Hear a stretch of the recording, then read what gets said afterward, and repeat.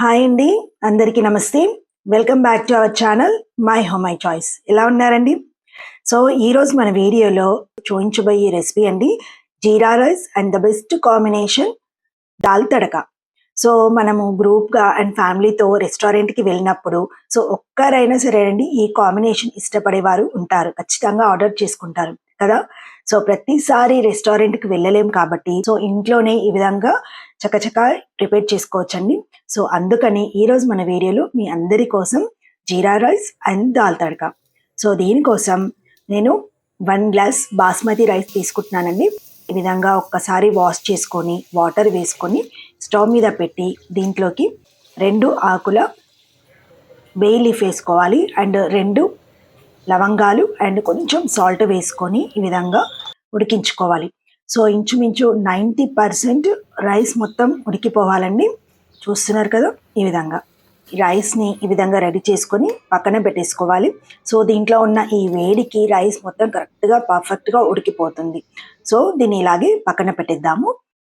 Next కడాయి పెట్టేసుకొని 1 spoon butter వేసుకోవాలి and దీంట్లోకి జీరా రైస్ కాబట్టి జీలకర్ర కొంచెం ఎక్కువగా వేసుకోవాలి. సో ఇక్కడ నేను 2 స్పూన్స్ జీరా వేసుకుంటున్నాను.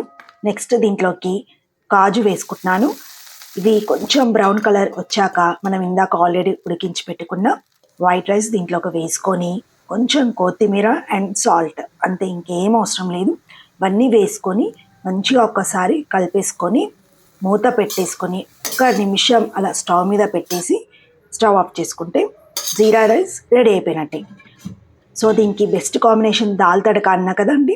సో దానికోసం ఈ విధంగా ప్రెషర్ కుక్కర్ తీసుకొని 1 కప్ కందిపప్పు వేసుకుంటున్నాను. దీన్ని ఒక్కసారి మంచిగా వాష్ చేసుకుందాము. తర్వాత దీంట్లోకి తగినన్ని వాటర్ వేసుకొని 2 డ్రాప్స్ ఆయిల్ అండ్ కొంచెం పసుపు వేసుకొని మూత పెట్టి 3 విజిల్స్ వచ్చే వరకు పప్పు ఉడికించుకోవాలి. నెక్స్ట్ దీనికోసం స్టవ్ మీద కడాయి పెట్టుకుంటున్నాను.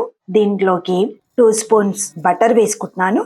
నెక్స్ట్ దీంట్లోకి 1 స్పూన్ ఆవాలు, 1 స్పూన్ జీలకర్ర, 2 లేదా 3 ఎండుమిరపకాయలు, 2 సన్నగా కట్ చేసుకున్న గ్రీన్ చిల్లీ, అలాగే మీడియం సైజు ఒక ఆనియన్ని సన్నగా కట్ చేసుకుని వేసుకోండి. ఈ ఆనియన్ మంచిగా బ్రౌన్ కలర్లోకి రావాలండి. తర్వాత నెక్స్ట్ దీంట్లోకి సన్నగా కట్ చేసుకున్న టమాటో వేసుకోవాలి. ఒక మీడియం సైజ్ టమాటో అయితే సరిపోతుంది. సో ఈ విధంగా వేసుకున్న తర్వాత దీంట్లోకి 1/2 teaspoon salt, 1/2 teaspoon పసుపు, 1/2 టీ స్పూన్ గరం మసాలా, అలాగే 1/2 టీ స్పూన్ ఆమ్చూరు, అలాగే 1/2 టీ స్పూన్ కారం పొడి, ఇవన్నీ వేసుకొని మంచిగా ఫ్రై చేసుకోవాలి. నెక్స్ట్ దీంట్లోకి అల్లం వెల్లుల్లి పేస్ట్ వేసుకుంటున్నానండి. సో ఇవి అన్నీ కూడా పర్ఫెక్ట్గా కలిసిపోవాలి. సో ఈ విధంగా కలిసిపోయేటట్టు మంచిగా కలుపుకోవాలండి.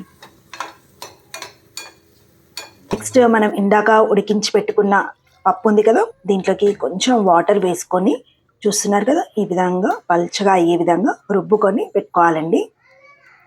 ఇది ఫ్రై చేసుకున్న టమాటోలోకి ఈ పప్పు వేసుకొని కలిపేసుకొని ఉడికించుకోవాలి.